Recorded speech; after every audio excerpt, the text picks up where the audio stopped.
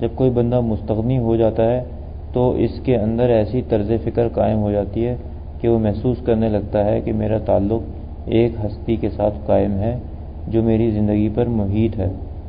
بار بار جب یہ احساس ابھرتا ہے تو یہ احساس ایک مظاہراتی شکل اختیار کر لیتا ہے اور وہ یہ دیکھنے لگتا ہے کہ روشنی کا ایک دائرہ ہے اور میں اس دائرے میں موجود ہوں۔ یہ دائرہ ایک روشنی ہے اور اس روشنی میں بشمول انسان ساری کائنات بند ہے۔ اس بات کو تمام آسمانی کتابوں نے بہت وضاحت کے ساتھ بیان کیا ہے۔ آسمانی کتابیں بتاتی ہیں کہ آسمان اور زمین جس بساط پر قائم ہے وہ ایک روشنی ہے جو ہر لمحہ ہر آن کائنات کی ہر چیز کو اللہ کے ساتھ وابستہ کیے ہوئے ہے۔ مستغنی آدمی کی نظر جب اس دائرے یہ روشنی کے حالے پر ٹھہرتی ہے تو اس کی نظروں کے سامنے وہ فارمولے آ جاتے ہیں جن فارمولوں میں تخلیق عمل میں آتی ہے۔ جنت دوزخ۔ جنت میں وہ لوگ رہتے ہیں جنہوں نے آسمانی کتابوں کی تعلیمات کو اس طرح سمجھا جس طرح پیغمبروں نے سمجھا ہے۔ جنت کے باسی وہ لوگ ہوں گے جن کے سروں پر اللہ نے اپنا دست شفقت رکھ دیا۔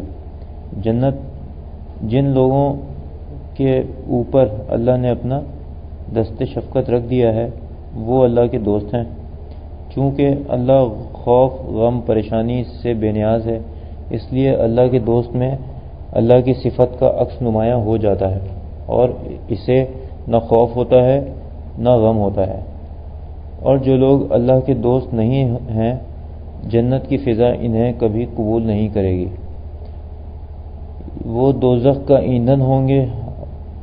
اگر کسی کے اندر خوف اور غم ہے تو وہ اللہ کے بیان کردہ قانون کے مطابق اللہ کا دوست نہیں ہے، اور جو بندہ اللہ کا دوست نہیں ہے جنت اسے رد کر دیتی ہے۔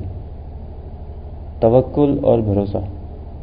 عام حالات میں جب استغنا کا ذکر کیا جاتا ہے تو اس کا مطلب یہ ہوتا ہے کہ اللہ کے اوپر کتنا توکل اور بھروسہ ہے۔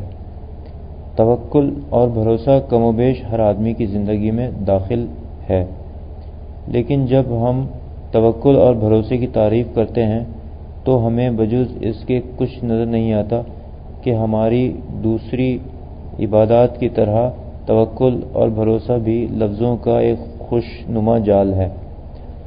توکل اور بھروسے سے مراد یہ ہے کہ بندہ اپنے تمام معاملات اللہ کے سپرد کر دے، لیکن جب ہم فی العمل زندگی کے حالات کا مشاہدہ کرتے ہیں تو یہ بات محض لفظی اور غیر یقینی نظر آتی ہے، اور یہ ایک ایسی بات ہے کہ ہر آدمی کی زندگی میں اس کا عمل دخل ہے۔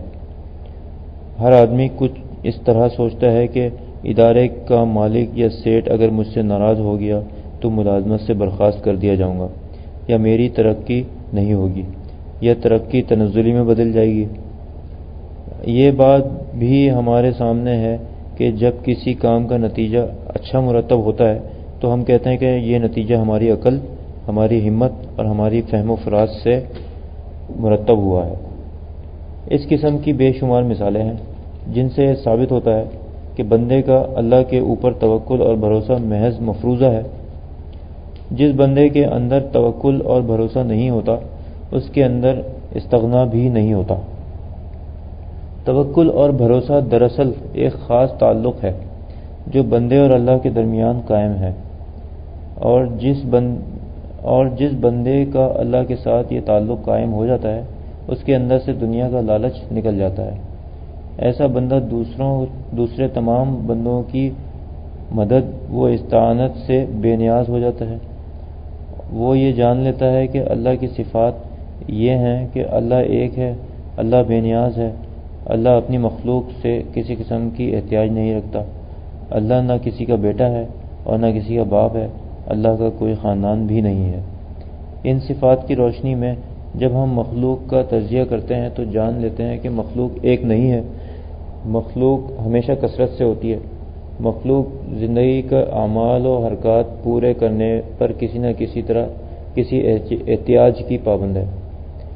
یہ بھی ضروری ہے کہ مخلوق کسی کی اولاد ہو، اور یہ بھی ضروری ہے کہ مخلوق کی کوئی اولاد ہو، اور مخلوق کے لیے یہ بھی ضروری ہے کہ اس کا کوئی خاندان ہو۔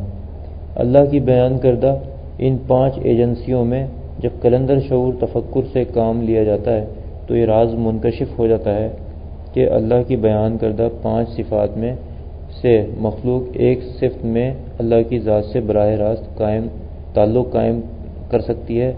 مخلوق کے لیے ہرگز ممکن نہیں ہے کہ وہ کثرت سے بے نیاز ہو جائے۔ مخلوق اس بات پر بھی مجبور ہے کہ اس کی اولاد ہو یا وہ کسی کی اولاد ہو، مخلوق کا خاندان ہونا بھی ضروری ہے۔ اللہ کی 5 صفات میں سے 4 صفات میں مخلوق اپنا اختیار حاصل نہیں کر سکتی۔ صرف ایک حیثیت میں مخلوق اللہ کی صفت سے ہم رشتہ ہو سکتی ہے، وہ صفت یہ ہے کہ تمام وسائل سے ذہن ہٹا کر اپنی ضروریات اور احتیاج کو اللہ کے ساتھ وابستہ کر دیا جائے۔ بندے کے اندر اگر مخلوق کے ساتھ احتیاجی عوامل کام کر رہے ہیں تو وہ توکل اور بھروسہ کے اعمال سے دور ہے۔ روحانیت کے راستے پر چلنے والے مسافر کو اس بات کی مشق کرائی جاتی ہے کہ زندگی کے تمام تقاضے اور زندگی کی تمام حرکات و سکنات جب شاگرد در و بست پیر مرشد کے سپرد کر دیتا ہے تو وہ اس کی تمام ضروریات کا کفیل بن جاتا ہے۔ بالکل اسی طرح جس طرح ایک دودھ پیتے بچے کے کفیل اس کے ماں باپ ہوتے ہیں، جب تک بچہ شعور کے دائرے میں داخل نہیں ہوتا ماں باپ 24 گھنٹے اس کی فکر میں مبتلا رہتے ہیں۔ گھر کا دروازہ نہ کھلے کہ بچہ باہر نکل جائے گا، سردی ہے تو بچے کے کپڑے کیوں اتار دیے، سردی لگ جائے گی، کھانا وقت پر نہیں کھایا تو ماں باپ پریشان ہیں کہ بچے نے وقت پر کھانا کیوں نہیں کھایا، بچہ ضرورت سے زیادہ سو گیا تو اس بات کی فکر کہ کیوں زیادہ سو گیا، نیند کم آئی تو یہ پریشانی کہ بچہ کم سویا کیوں۔ یہ ہر شخص جو پیدا ہوا ہے اور جس کی اولاد ہے اور جس نے اپنے چھوٹے بہن بھائیوں کو دیکھا ہے وہ اچھی طرح جانتا ہے کہ بچے کی تمام بنیادی ضروریات کے کفیل اس کے ماں باپ ہوتے ہیں، اور یہ کفالت اس طرح پوری کی جاتی ہے کہ جس کا تعلق بچے کے اپنے ذہن سے قطع نہیں ہوتا، چونکہ شاگرد مرید یا چیلا پیر و مرشد یا شیخ کی روحانی اولاد ہوتا ہے، اس لیے وہ مرید کی دینی، دنیاوی، روحانی اور ہر طرح کی کفالت کرتا ہے، اور جیسے جیسے کفالت بڑھتی ہے پیر و مرشد کا ذہن مرید کی طرف منتقل ہوتا رہتا ہے۔ جب شیخ مرید کی کفالت کرتا ہے تو مرید کا لاشعور یہ بات جان لیتا ہے کہ جو بندہ میری کفالت کر رہا ہے اس کا کفیل اللہ ہے، اور رفتہ رفتہ اس کا ذہن آزاد ہو جاتا ہے اور اس کی تمام ضروریات اور تمام احتیاج اللہ کی ذات کے ساتھ قائم ہو جاتی ہے۔ قلندر شعور اسکول میں داخل ہونے سے پہلے میرے اندر 2 برائیاں بہت زیادہ تھیں۔ اول یہ کہ میرا ذہن کاروباری تھا، جب بھی میں کسی آدمی سے ملتا تھا اس کی ذات سے کوئی نہ کوئی توقع قائم کر لیتا تھا۔ قلندر بابا اولیاء رحمۃ اللہ علیہ کی غلامی میں آنے کے بعد سب سے پہلے اس طرز فکر پر ضرب پڑی، جس آدمی سے جو توقع وابستہ کی وہ پوری نہیں ہوئی۔ یہ عمل اتنی بار دہرایا گیا کہ دوستوں کی طرف سے مایوسی طاری ہو گئی، اور ذہن میں بالآخر یہ بات آئی کہ کوئی دوست اسی وقت کام آ سکتا ہے جب اللہ چاہے۔ سونا کھاؤ۔ اس کے بعد دوسرا تربیتی پروگرام شروع ہوا۔ روحانی آنکھ نے آنکھ سے دیکھا کہ ایک بہت بڑا کمرہ ہے، اس میں بہت ساری الماریاں ہیں، ان الماریوں میں سونے کی اینٹیں رکھی ہوئی ہیں۔ 48 گھنٹے یہ کیفیت قائم رہی کہ میں ایک کمرے میں بند ہوں اور کمرہ سونے کی اینٹوں سے بھرا ہوا ہے۔ اس کیفیت کے ساتھ ساتھ ذہن روٹی کھانے کی طرف مائل ہوتا تو میرے کانوں میں ایک ماورائی آواز گونجتی کہ سونا کھاؤ۔ پانی پینے کی خواہش ہوتی تو پانی وہاں کہاں تھا، آواز آتی سونے چاندی سے پیاس بجھاؤ، اور جب میں اس کیفیت سے باہر آیا تو 10 روپے کے نوٹ سے بھی طبیعت میں گندگی کا احساس ہوتا تھا، اور اس کے بعد اللہ کی طرف سے مسلسل ایسے ہزاروں واقعات رونما ہوئے کہ جن کا وجود میں آنا عقلاً ناممکن اور مشکل تھا۔ ایک دفعہ، 10 دفعہ، 20 دفعہ، 100 دفعہ جب اس طرح کے تجربات ہوتے رہے تو ذہن میں یہ یقین پیدا ہو گیا کہ جو اللہ چاہتا ہے وہی ہوتا ہے۔ بتانا یہ مقصود ہے کہ روحانیت کوئی ایسا علم نہیں ہے جو صرف لفظوں پر قائم ہے، روحانیت عملی اور مشاہداتی علم ہے۔ Automatic machine. پیدائش سے موت تک اور موت کے بعد کی زندگی میں اعراف، حشر و نشر، حساب کتاب، جنت، دوزخ اور اللہ کی تجلی کا دیدار سب کا سب یقین کے اوپر قائم ہے۔ بنیادی بات یہ ہے کہ آدمی کو اس بات کا یقین ہوتا ہے کہ وہ زندہ ہے، وہ موجود ہے، اس کے اندر عقل و شعور کام کرتا ہے، وہ ایک حد تک با اختیار ہے اور بڑی حد میں اس کے اوپر غیر اختیاری کیفیات نازل ہوتی رہتی ہیں۔ مثلاً کوئی آدمی اپنے ارادے اور اختیار سے اگر سانس لینا شروع کر دے تو وہ چند منٹ میں ہانپ جائے گا۔ روٹین کی زندگی میں بھوک لگتی ہے، وہ کچھ کھا لیتا ہے، پیاس لگتی ہے، پانی پی لیتا ہے۔ یہی حال آدمی کے اندر اس مشین کا ہے جو مسلسل متواتر ہر لمحے اور ہر آن چل رہی ہے۔ اس مشین کے کل پرزے، ذہن، اعضائے رئیسہ، دل، پھیپھڑے، گردے، جگر اور آنتوں کی حرکت مسلسل جاری ہے۔ 4 ارب کی آبادی میں ایک آدمی بھی ایسا نہیں جو اپنے ارادے اور اختیار سے اپنے اندر نصب کی ہوئی مشین کو چلاتا ہو۔ مشین بالکل غیر ارادی، غیر اختیاری طور پر چل رہی ہے۔ اس مشین میں جو ایندھن استعمال ہوتا ہے اس پر بھی انسان کی دسترس نہیں ہے، اور اس کا ثبوت یہ ہے کہ جب مشین بند ہو جاتی ہے تو دنیا کی بڑی سے بڑی طاقت، علم کی ترقی سے بڑی ترقی اسے چلا نہیں پاتی۔ یہ مشین قدرتی نظام کے تحت بتدریج بھی بند ہوتی ہے اور ایک دم بھی بند ہو جاتی ہے۔ بتدریج بند ہونے کا نام بیماری اور مشین کے ایک دم بند ہونے کا نام ہارٹ فیل کہا جاتا ہے۔ انسان یہ سمجھتا ہے کہ بیماریوں کا علاج اختیاری ہے، لیکن ہم یہ دیکھتے ہیں کہ 4 ارب کی آبادی میں ایک آدمی بھی ایسا نہیں جو بیمار ہونا یا مرنا چاہتا ہے۔ اگر زندہ رہنا اختیاری ہوتا تو دنیا میں کوئی آدمی موت سے ہم آغوش نہ ہوتا۔ علی ھذا قیاس زندگی کے بنیادی عوامل اور وہ تمام حرکات جن پر زندگی رواں دواں ہے انسان کے لیے اختیاری نہیں ہے۔ اگر ہم بنیاد پر غور کریں تو زندگی اس وقت شروع ہوتی ہے جب آدمی پیدا ہوتا ہے، جبکہ پیدائش پر انسان کو کوئی اختیار نہیں ہے۔ لاکھوں سال کے طویل عرصے میں ایک فرد بھی ایسا نہیں جو اپنے ارادے اور اختیار سے پیدا کیا گیا ہو۔ پیدا ہونے والی ہر چیز، پیدا ہونے والا ہر فرد ایک وقت معینہ کے لیے اس دنیا میں آتا ہے، اور جب وہ وقت پورا ہو جاتا ہے تو آدمی ایک سیکنڈ کے لیے بھی اس دنیا میں ٹھہر نہیں سکتا، مر جاتا ہے۔ یہ ایک ایسی حقیقت ہے جس میں زیادہ سوچ بچار اور تفکر کی ضرورت پیش آئے۔ ہر لمحہ، ہر آن، ہر منٹ، ہر سیکنڈ یہ صورت حال واقع ہو رہی ہے۔ مختصر یہ ہے کہ اللہ اپنی مرضی سے پیدا کرتا ہے اور مختلف صورتوں میں پیدا کرتا ہے۔ قد کاٹ مختلف ہوتا ہے۔ یہ نہیں دیکھا گیا کہ کوئی بنیادی طور پر کوتاہ قد آدمی 7 فٹ کا بن گیا ہو۔ ایسی بھی دنیا میں کوئی مثال نہیں نظر آتی کہ 7 فٹ کا آدمی گھٹ کر 2.5 فٹ کا ہو گیا ہو۔ انسان، وقت اور کھلونا۔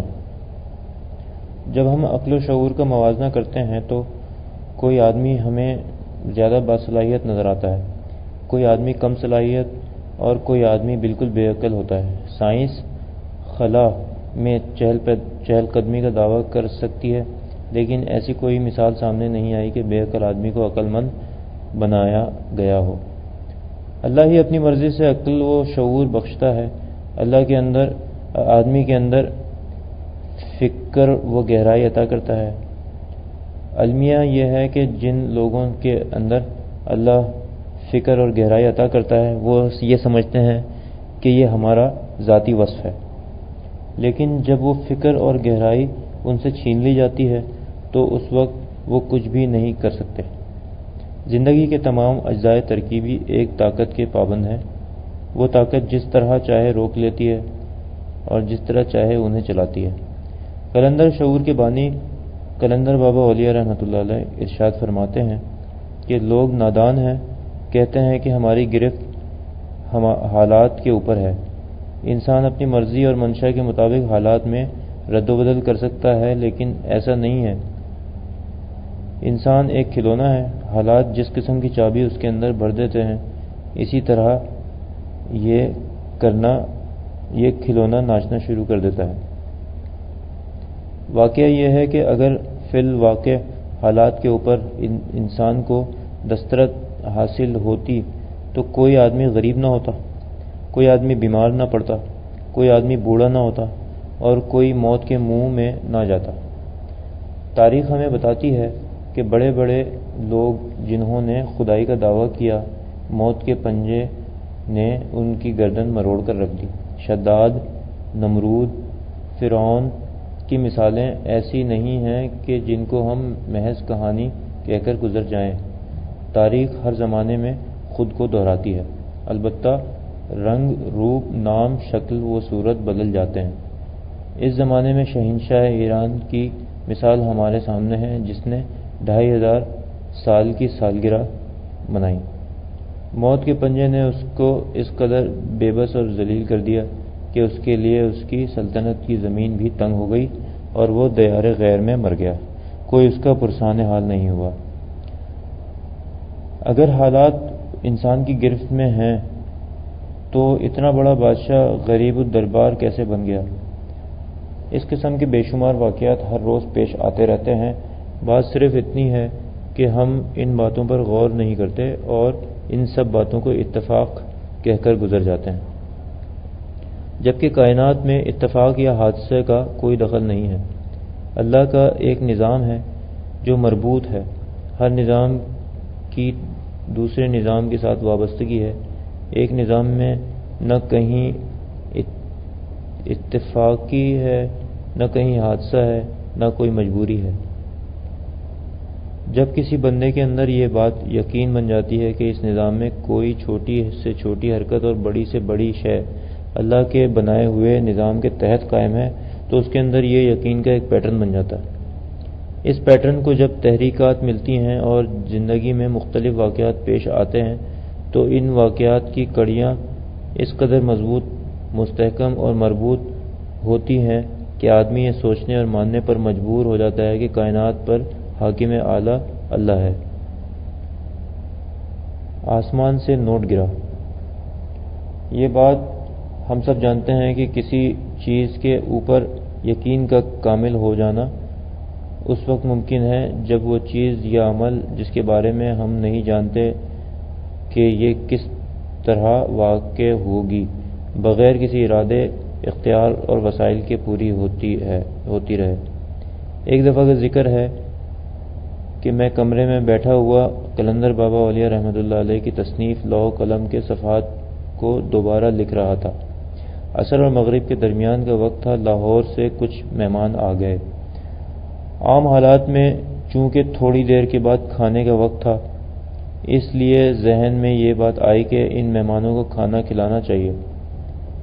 یہ اس دور کا واقعہ ہے جب میں حیرت کے مقام میں تھا، اور نہ صرف یہ کہ کھانے کا کوئی انتظام نہیں تھا، لباس بھی مختصر ہو کر ایک لنگی اور ایک بنیان رہ گیا تھا۔ یہ ایک الگ داستان ہے کہ اس لباس میں گرمی، سردی اور برسات کس طرح گزری۔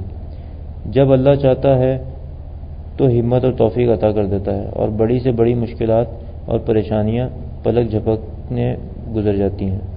میں نے سوچا کہ پڑوس میں سے 5 روپے ادھار مانگ لیے جائیں اور ان روپوں سے خود خورد و نوش کا بندوبست کر دیا جائے۔ پھر خیال آیا کہ پڑوسی نے اگر 5 روپے دینے سے انکار کر دیا تو بڑی شرمندگی ہوگی۔ پھر خیال آیا کہ جھوپڑی والے ہوٹل سے کھانا ادھار لے لیا جائے، طبیعت نے اس کو بھی پسند نہیں کیا۔ یہ سوچ کر خاموش رہا کہ اللہ چاہے گا تو کھانے کا انتظام ہو جائے گا۔ میں کمرے سے باہر آیا، جیسے ہی دروازے سے قدم باہر نکالا، چھت سے 5 روپے کا ایک نوٹ گرا۔ نوٹ نیا اور صاف شفاف تھا کہ زمین پر گرنے کی آواز آئی۔ فرش پر جب نیا نوٹ پڑا ہوا دیکھا تو میرے اوپر دہشت طاری ہو گئی، لیکن یکایک ذہن میں ایک آواز گونجی، یہ اللہ کی طرف سے ہے۔ میں نے وہ نوٹ اٹھا لیا اور کھانے پینے کا بافراغت انتظام ہو گیا۔ 60 روپے۔ عید کا چاند دیکھنے کے بعد بچوں کی عیدی کے سلسلے میں فکر لاحق ہوئی اور میں اپنے ایک دوست کے پاس کچھ روپے ادھار لینے چلا گیا۔ دوست نے مجھ سے کہا کہ روپے تو میرے پاس موجود ہیں لیکن کسی کی امانت ہیں۔ طبیعت نے اس بات کو گوارا نہ کیا کہ دوست کی امانت میں خیانت کرنے کا مجرم قرار دیا جائے۔ وہاں سے چلتا ہوا بازار میں آ گیا۔ وہاں مجھے ایک دوست ملے، بہت اچھی طرح پیش آئے اور انہوں نے پیشکش کی کہ آپ کو عید کے سلسلے میں کچھ روپے پیسے کی ضرورت ہو تو بلا تکلف لے لیں، لیکن میں نے ان کی اس پیشکش کو نامنظور کر دیا۔ انہوں نے کہا، صاحب میں نے آپ سے کسی زمانے میں کچھ روپے ادھار لیے تھے، وہ میں ادا کرنا چاہتا ہوں، اور انہوں نے میری جیب میں 60 روپے ڈال دیے۔ میں گھر چلا آیا اور ان 60 روپوں سے عید کی تمام ضروریات پوری ہو گئیں۔ اس واقعے کے اندر بہت زیادہ غور طلب بات یہ ہے کہ دوست سے میں 30 روپے ادھار لینے گیا تھا اور اللہ نے مجھے اتنے پیسے دلوا دیے جو میری ضرورت کے لیے کافی تھے۔ ظاہر ہے کہ اگر 30 روپے بطور قرض مل جاتے تو ضرورت پوری نہ ہوتی، اور میں نے صرف یہ 2 واقعات گوش گزار کیے ہیں۔ اس قسم کے بے شمار واقعات میری زندگی میں پیش آتے رہے۔ گاؤں میں مرغ پلاؤ۔ استغنا کے ضمن میں غوث علی شاہ قلندر رحمۃ اللہ علیہ پانی پتی اپنی تصنیف تذکرہ غوثیہ میں ایک دلچسپ واقعہ لکھتے ہیں۔ میں ایک دیہات کی مسجد میں امام تھا۔ مسجد میں ایک فقیر آ کر رک گیا۔ مغرب کے بعد میں نے اسے کھانے کے لیے بلایا تو اس فقیر نے پوچھا، کھانے میں کیا ہے؟ اتفاق سے اس روز دال روٹی تھی۔ فقیر نے یہ بات سن کر دال روٹی ہے کوئی خاص توجہ نہیں دی اور خاموش ہو گیا۔ میں نے دوبارہ کھانے کے لیے اصرار کیا تو بولا کہ میرا اللہ سے یہ معاہدہ ہے کہ اگر وہ مجھے مرغ پلاؤ دیتا ہے تو کھاتا ہوں ورنہ نہیں کھاتا۔ میں نے یہ سمجھ کر کہ یہ نفسیاتی مریض ہے اس کے لیے کھانا بچا کر رکھ دیا۔ برسات کا موسم تھا، آسمان پر گھٹا چھائی ہوئی تھی۔ میں اپنے حجرے میں چلا گیا اور دروازہ بند کر کے سونے کے لیے لیٹ گیا۔ تھوڑی ہی دیر گزری تھی کہ موسلا دھار بارش ہونے لگی، اور اس موسلا دھار بارش میں کسی نے دروازے پر دستک دی۔ اٹھ کر میں نے دروازہ کھولا تو ایک صاحب سر پر بوری اوڑھے دروازے کے باہر کھڑے تھے، اور ان صاحب نے ایک تھال مجھے پکڑا دیا اور کہا، ملا جی ہم نے منت مانی تھی، یہ مرغ پلاؤ ہے، برتن صبح آ جائیں گے۔ میں یہ مرغ پلاؤ لے کر فقیر کے پاس گیا اور تھال اسے پکڑا دیا۔ اس نے خوب سیر ہو کر کھایا۔ مچھلی مل جائے گی۔ ایک رات کا ذکر ہے، تقریباً 11:30 بجے رات کا وقت تھا۔ قلندر بابا اولیاء رحمۃ اللہ علیہ نے ارشاد فرمایا، مچھلی مل جائے گی۔ میں نے عرض کیا، حضور 11:30 بجے ہیں، میں کوشش کرتا ہوں کسی ہوٹل میں ضرور مل جائے گی۔ قلندر بابا اولیاء رحمۃ اللہ علیہ نے فرمایا، ہوٹل کی پکی ہوئی مچھلی میں نہیں کھاتا۔ میں شش و پنج میں پڑ گیا کہ اس وقت کچی مچھلی کہاں سے ملے گی۔ اس زمانے میں ناظم آباد کی آبادی بہت ہی کم تھی۔ بہرحال میں نے اپنے دل میں یہ سوچ لیا کہ مچھلی ضرور تلاش کرنی چاہیے۔ یہ سوچ کر میں نے ٹوکری اٹھائی تو قلندر بابا اولیاء رحمۃ اللہ علیہ نے فرمایا کہ اب رہنے دو، صبح دیکھا جائے گا۔ 1 گھنٹہ بھی نہ گزرا تھا کہ کسی نے دروازے پر دستک دی۔ باہر جا کر دیکھا تو ایک صاحب ہاتھ میں ایک مچھلی لیے کھڑے تھے۔ انہوں نے کہا، میں ٹھٹا سے آ رہا ہوں اور یہ مچھلی قلندر بابا رحمۃ اللہ علیہ کی نظر ہے۔ یہ کہتے ہی وہ صاحب رخصت ہو گئے۔ پرندوں کا رزق۔ بے شمار واقعات پیش آنے کے نتیجے میں یہ یقین مستحکم اور پختہ ہو گیا کہ ضروریات کا واحد کفیل اللہ ہے۔ اللہ نے وعدہ کیا ہے کہ میں رازق ہوں، وہ بہرحال ہمیں رزق پہنچاتا ہے۔ وہ اللہ ہے، وہ کارندے جو تکوین کے شعبے سے وابستہ ہیں اور جن کے بارے میں اللہ نے فی الارض خلیفہ کہا ہے۔ اس بات پر کاربند ہے کہ وہ مخلوق کو زندہ رکھنے کے لیے وسائل فراہم کریں۔ بہت عجیب بات یہ ہے کہ اللہ اپنی مرضی سے پیدا کرتا ہے۔ جب تک وہ چاہتا ہے آدمی زندہ رہتا ہے، اور جب وہ نہیں چاہتا تو آدمی ایک سیکنڈ کے لیے بھی زندہ نہیں رہتا۔ لیکن آدمی یہ سمجھ رہا ہے کہ میں اپنے اختیار سے زندہ ہوں، معاشی سلسلہ میرے اختیار سے قائم ہے۔ کسان جب کھیتی کاٹتا ہے تو جھاڑو سے ایک ایک دانہ سمیٹ لیتا ہے، اور جو دانے خراب ہوتے ہیں یا گھن کھائے ہوئے ہوتے ہیں ان کو بھی اکٹھا کر کے جانوروں کے آگے ڈال دیتا ہے۔ جس زمین پر گندم بالوں سے علیحدہ کر کے صاف کیا جاتا ہے، وہاں اگر آپ تلاش کریں تو مشکل سے چند دانے نظر آئیں گے، لیکن جب ہم دیکھتے ہیں کہ اللہ کی مخلوق پرندے اربوں خربوں کی تعداد میں دانہ چگتے ہیں تو یہ معمہ حل نہیں ہوتا کہ کسان تو ایک دانہ نہیں چھوڑتا، ان پرندوں کے لیے کوئی مخصوص کاشت نہیں ہوتی، تو پھر یہ پرندے کہاں سے کھاتے ہیں؟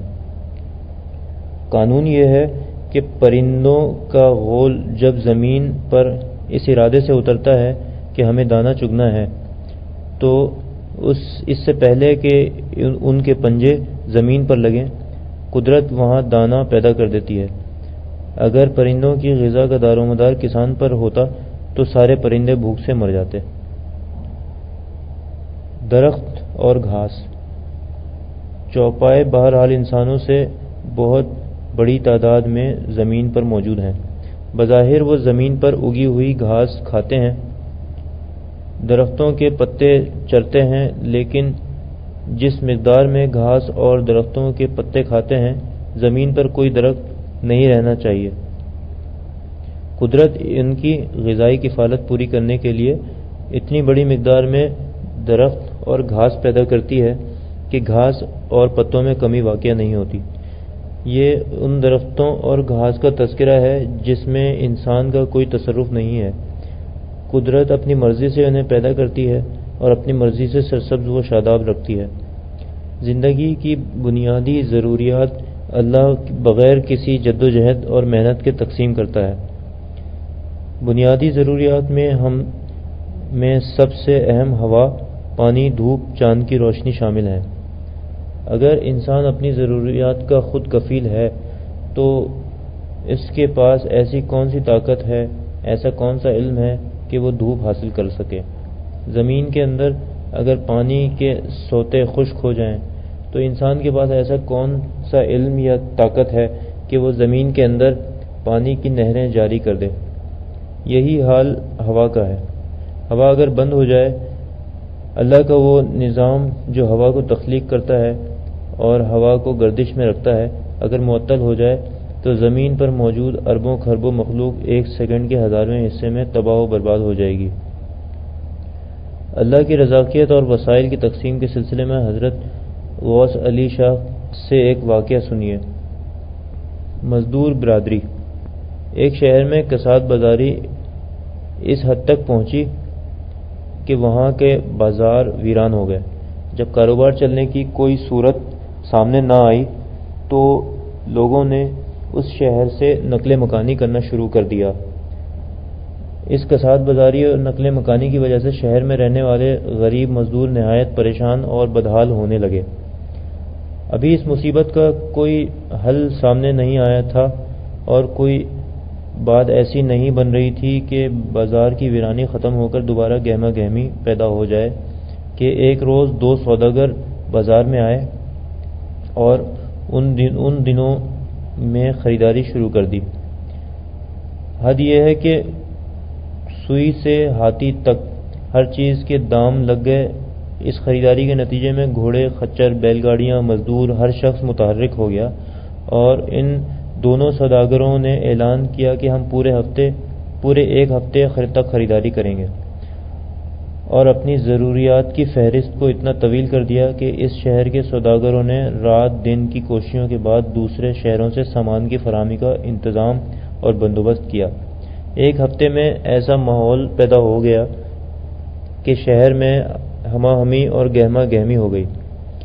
لوگ خوشحال ہو گئے اور ان کے چہروں پر تازگی آ گئی۔ جو لوگ نقل مکانی کر گئے تھے وہ واپس آ گئے، اور جن لوگوں نے نقل مکانی کا ارادہ کر لیا تھا انہوں نے ارادہ ملتوی کر دیا۔ مزدور مالا مال ہو گئے، اضطراب، بے چینی، افلاس اور بھوک کا دورہ ختم ہو گیا۔ ایک ہفتے کی خریداری کے بعد سامان اٹھانے اور جہاز پر چڑھانے کا مسئلہ پیش آیا۔ لوڈنگ ان لوڈنگ کے سلسلے میں پوری مزدور برادری مصروف کار ہو گئی، اور اس طرح اجڑا ہوا شہر دوبارہ بس گیا۔ ان دونوں سوداگروں کے ساتھ ایک بڑے میاں بھی تھے جو محنت مزدوری کے سلسلے میں سوداگروں کے ساتھ لگے ہوئے تھے۔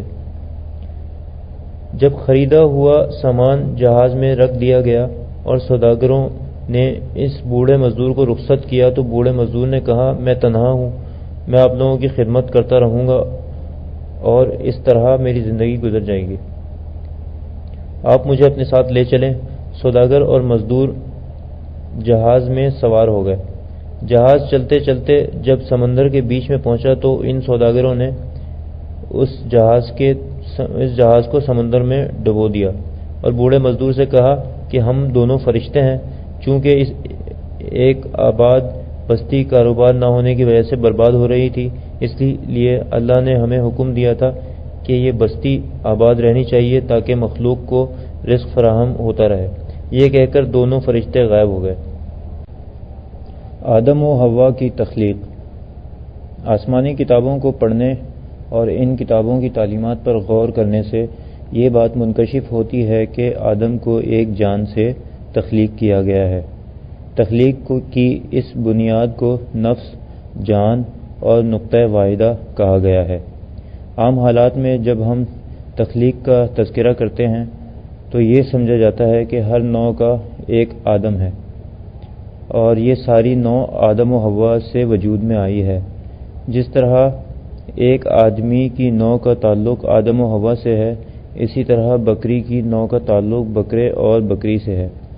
علی ھذا قیاس کائنات میں ہر نوعی پروگرام اسی فارمولے پر قائم ہے، یعنی کسی وقت آدم و حوا کا وجود تخلیق ہوا اور اس کی نسل چل پڑی۔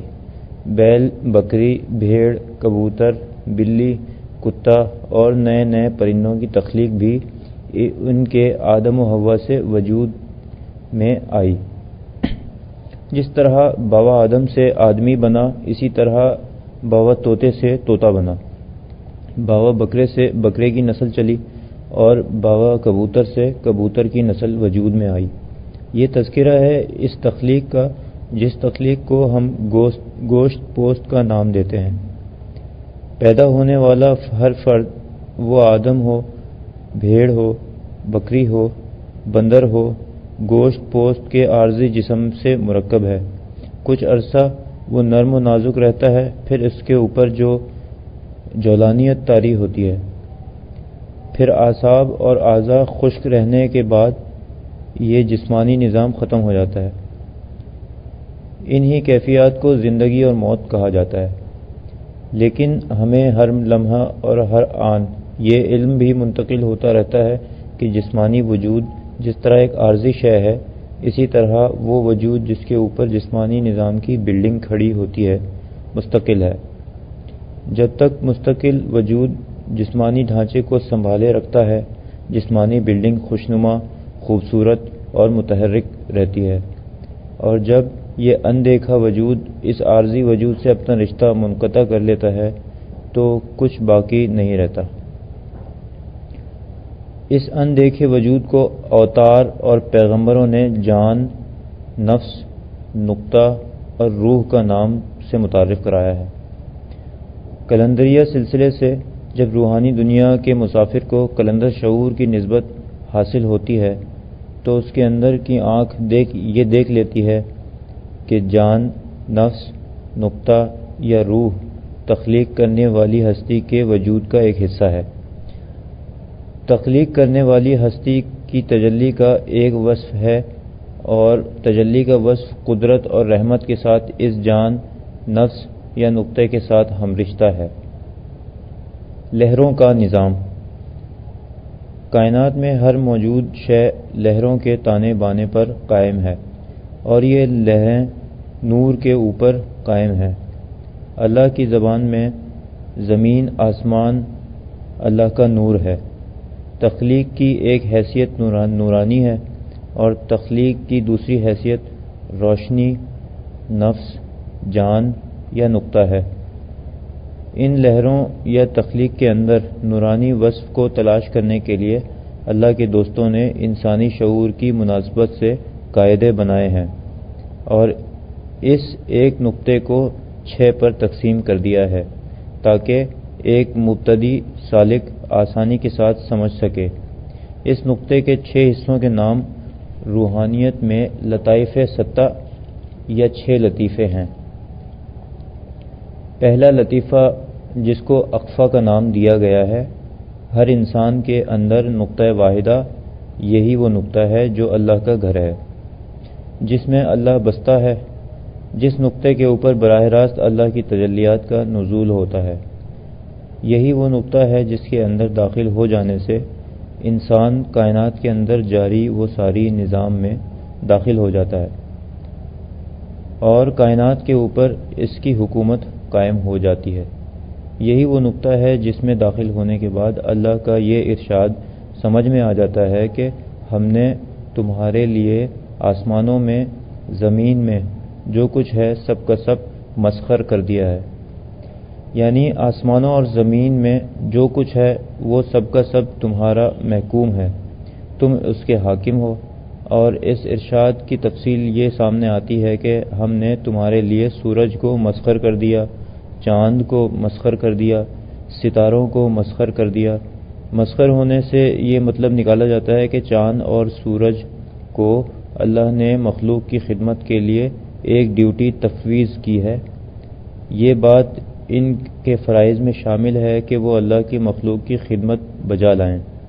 چاند ہو، سورج ہو، ستارے ہوں، ہوا ہو، پانی ہو، گیس ہو، درخت ہوں، حیوانات ہوں، نباتات ہوں، جمادات ہوں، سب انسان کی خدمت گزاری میں مصروف ہیں۔ یہ مسخر ہونا قلندر شعور کی دانش میں مسخر ہونا نہیں ہے۔ اللہ نے ایک قانون بنا دیا ہے، اس قانون پر عمل درآمد ہو رہا ہے، ہر چیز انسان کی خدمت میں مصروف عمل ہے۔ مسخر ہونا یا کسی چیز پر حاکمیت قائم ہونا یہ معنی رکھتا ہے کہ اس چیز پر تصرف کیا جا سکے، حالانکہ موجودہ صورتحال یہ ہے کہ نوع انسانی چاند اور سورج کے تصرف میں زندگی بسر کر رہی ہے۔ اگر چاند اور سورج اپنا تصرف ختم کر سکتے تو زمین کا وجود قائم نہیں رہتا۔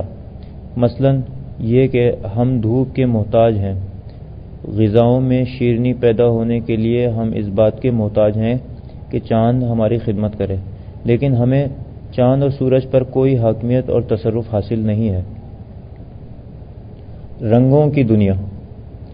جب ہم زمین کے اوپر موجود نت نئی تخلیقات پر تفکر کرتے ہیں تو یہ بات واضح طور پر ہمارے سامنے آتی ہے کہ تخلیق کا عمل ظاہر میں نظروں سے دیکھا جائے تو ایک نظر آتا ہے۔ مثلا ہم کسی درخت کی پیدائش کے بارے میں غور کرتے ہیں تو ہمیں زمین کے اوپر موجود تمام درختوں کی پیدائش کا لامتناہی سلسلہ ایک ہی طریقے پر قائم نظر آتا ہے۔ درخت چھوٹا ہو، بڑا ہو، تناور ہو، بیل کی شکل کا ہو یا جڑی بوٹیوں کی صورت میں، پیدائش کا سلسلہ یہ ہے کہ زمین کے اندر بیج بویا جاتا ہے، زمین اپنی کوکھ میں یا پیٹ میں اس بیج کی نشوونما کر دیتی ہے اور بیج کی نشوونما مکمل ہونے کے بعد درخت وجود میں آتا ہے۔ لیکن یہ بڑی عجیب بات ہے کہ باوجود کہ پیدائش کا طریقہ ایک ہے، ہر درخت اپنی ایک انفرادیت رکھتا ہے اور درخت کی یہ انفرادیت نامکمل نہیں ہوتی۔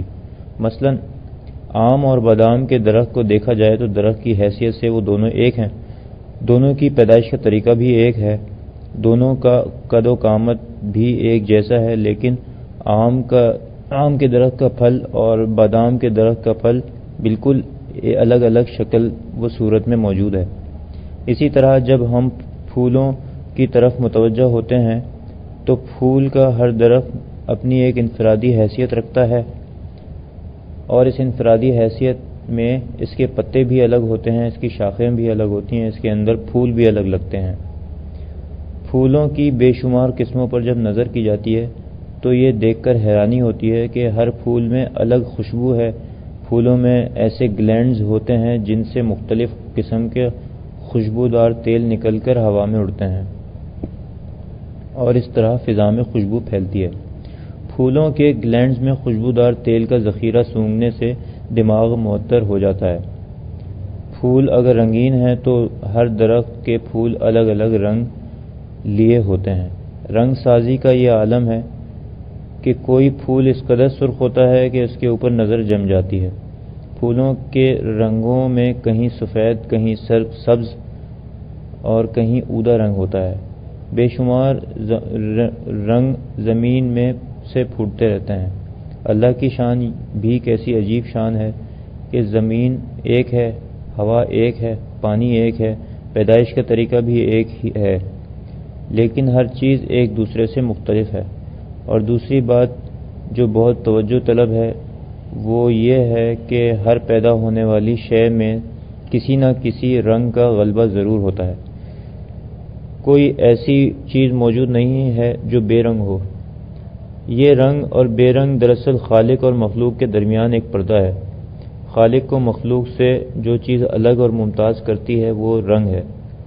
انسان کے اندر جب تخلیقی صفات کا مظاہرہ ہوتا ہے یا اللہ اپنے فضل و کرم سے تخلیقی صلاحیتوں کا علم بیدار کر دیتا ہے تو بندے کے اوپر یہ بات منکشف ہو جاتی ہے کہ کوئی بے رنگ خیال جب رنگین ہو جاتا ہے تو تخلیق عمل میں آ جاتی ہے۔ اللہ بحیثیت خالق کے ورائے بے رنگ ہے۔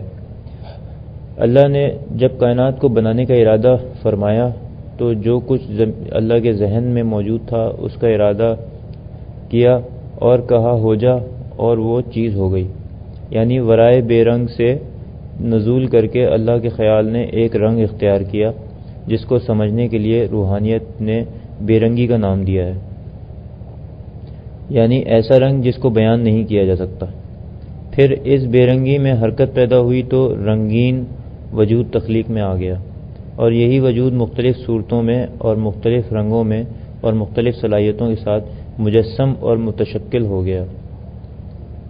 کائنات کی تخلیق میں بنیادی عنصر یا بنیادی مسالہ رنگ ہے، اور رنگوں کا امتزاج ہی تخلیقی فارمولے ہیں۔ رنگوں کی مناسبت سے یا ان رنگوں کی کمی بیشی سے مختلف تخلیقات عمل میں آتی ہیں۔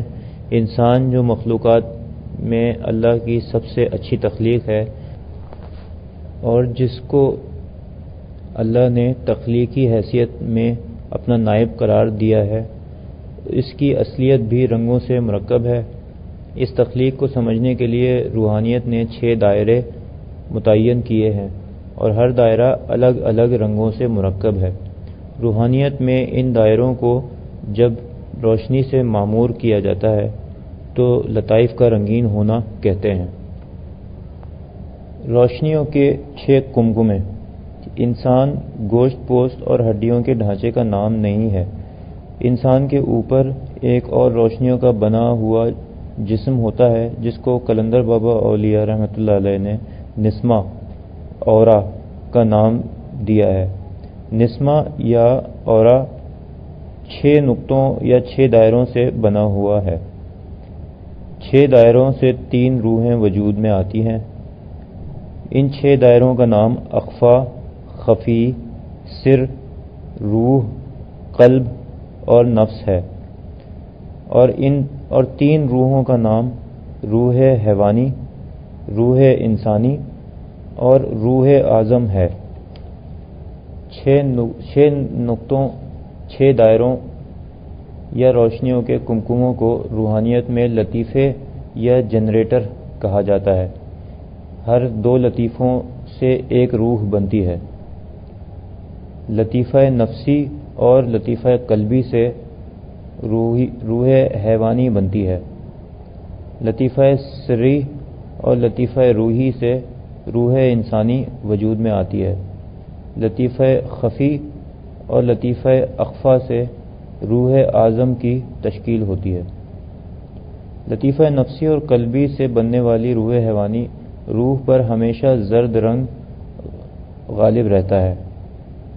لطیفہ روحی اور سری سے انسانی روح پر سبز رنگ کا غلبہ ہوتا ہے، اور لطیفہ خفی اور لطیفہ اخفا سے مرکب روح اعظم پر نیلا رنگ غالب ہوتا ہے۔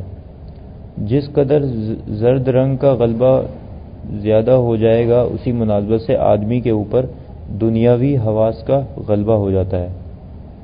روحانیت میں مراقبہ اس لیے کرایا جاتا ہے کہ آدمی کے اوپر سے زرد رنگ کی گرفت کم ہو جائے۔ زرد رنگ کی گرفت کم ہونے سے آدمی کا ذہن سبز روشنیوں کی طرف منتقل ہو جاتا ہے۔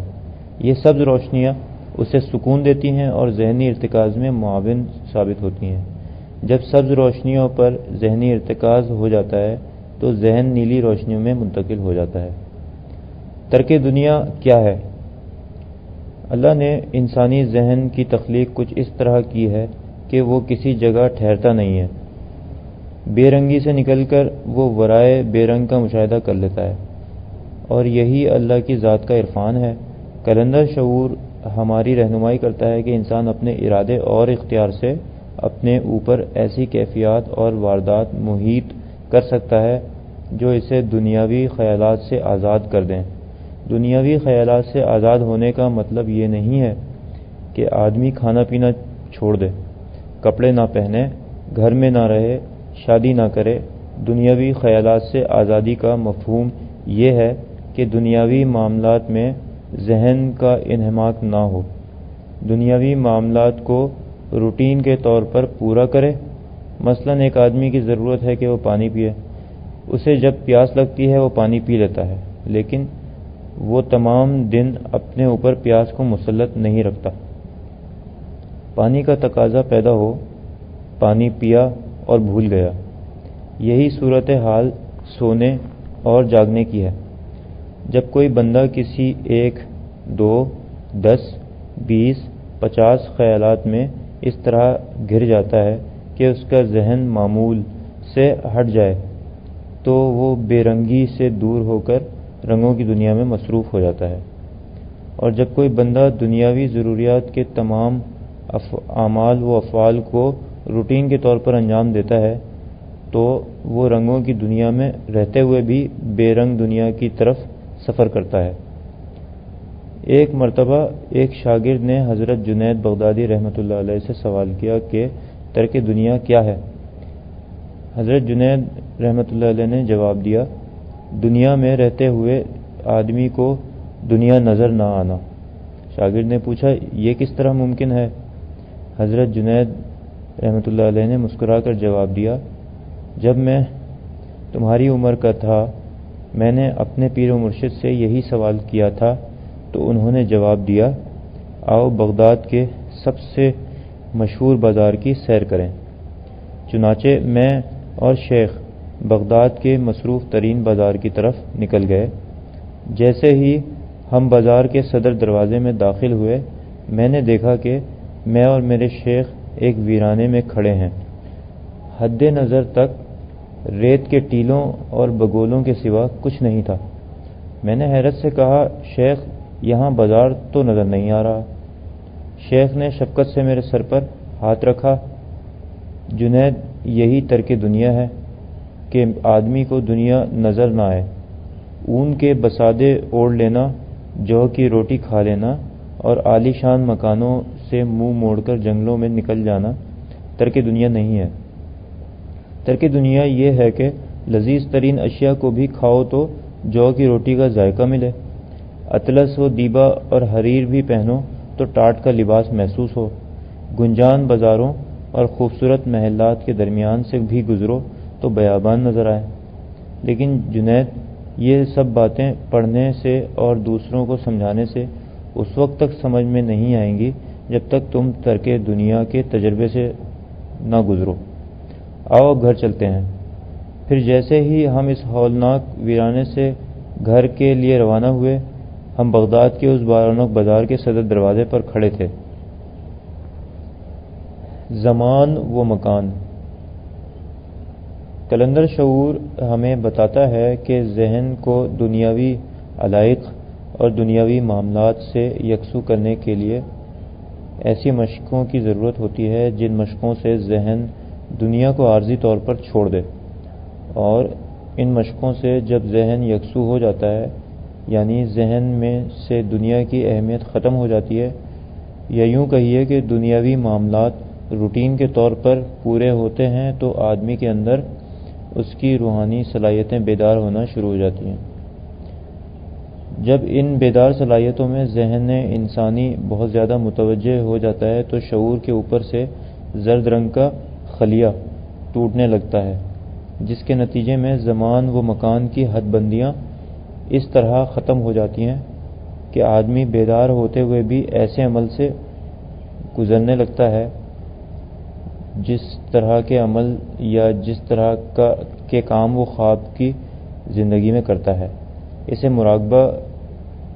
اسے مراقبہ کے اندر آنکھیں بند کیے ہوئے پوری طرح یہ احساس ہوتا ہے کہ میں جسمانی طور پر موجود ہوں، جسمانی طور پر زمین پر بیٹھا ہوا ہوں، اور اس کے باوجود میں چل پھر رہا ہوں، اڑ رہا ہوں، فاصلوں کی نفی کر کے دور دراز چیزوں کو دیکھ رہا ہوں۔ خواب اور مراقبہ۔ خواب اور مراقبے میں فرق یہ ہے کہ خواب میں دماغ یا شعور جسمانی اعضاء کو نظر انداز کر دیتا ہے، اور مراقبے میں شعور جسمانی اعضاء کو نظر انداز نہیں کرتا۔ مراقبہ کرنے والا بندہ جس کی آنکھ کھلی ہے، آنکھ سے مراد اندر کی آنکھ یا روح حیوانی کی آنکھ ہے، تو ٹائم، اسپیس یا زمان و مکان کو حذف کرتے ہوئے جسمانی کیفیات سے آشنا رہتا ہے۔ مراقبے کو ہم خواب کا پہلا درجہ کہتے ہیں، یعنی ایسا خواب جس میں آدمی کے اوپر نیند غالب نہ ہو اور وہ مکمل طور پر بیدار رہے۔ مراقبہ کی قسمیں۔ ماورائی دنیا کو دیکھنے کا عمل ابتدائی درجوں میں 4 طریقوں پر قائم ہے۔ روح حیوانی 2 نقطوں سے مرکب ہے، ایک نقطے کا نام نفس ہے اور دوسرے نقطے کا نام قلب ہے۔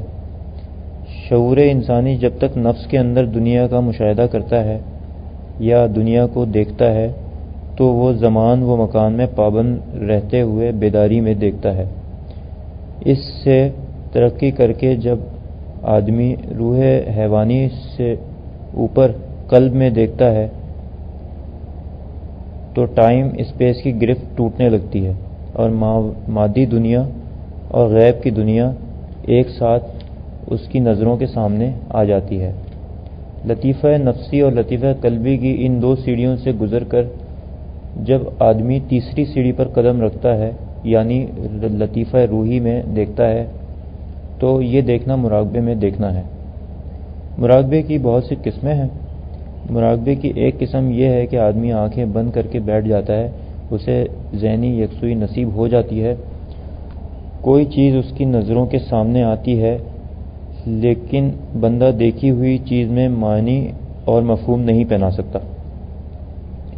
دوسری بات یہ ہوتی ہے کہ جس وقت کوئی چیز نظر آتی ہے اس وقت شعور اور حواس معطل ہو جاتے ہیں، اور وہ جب اس کیفیت سے نکلتا ہے تو اس کے ذہن پر یہ تاثر قائم ہوتا ہے کہ اس نے کوئی چیز دیکھی تھی۔ کیا دیکھی ہے، کس طرح دیکھی ہے، یہ بات اس کے حافظے پر کسی طرح نقش نہیں ہوتی۔ اس کو روحانیت میں بیداری میں خواب دیکھنا کہتے ہیں، اور بیداری میں خواب دیکھنے کا اصطلاحی نام غنود ہے۔ اس کے بعد دوسرا سٹیج یہ ہے کہ آدمی نے مراقبے میں ہوش و حواس کو قائم رکھتے ہوئے کوئی چیز دیکھی، اس کو ایک جھٹکا سا لگا اور یہ بات ذہن میں آئی کہ میرا وجود موجود ہے۔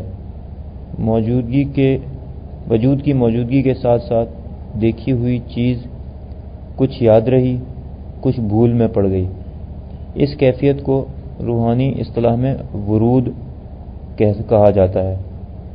بیداری کے حواس میں اس طرح کسی چیز کا دیکھنا کہ وہ یاد بھی رہے اور اس کے معنی اور مفہوم میں بھی ذہن نشین ہو جائیں، جسمانی وجود کا احساس بھی باقی رہے اور ٹائم اسپیس کی گرفت بھی ٹوٹ جائے، اس کیفیت کا نام مراقبہ ہے۔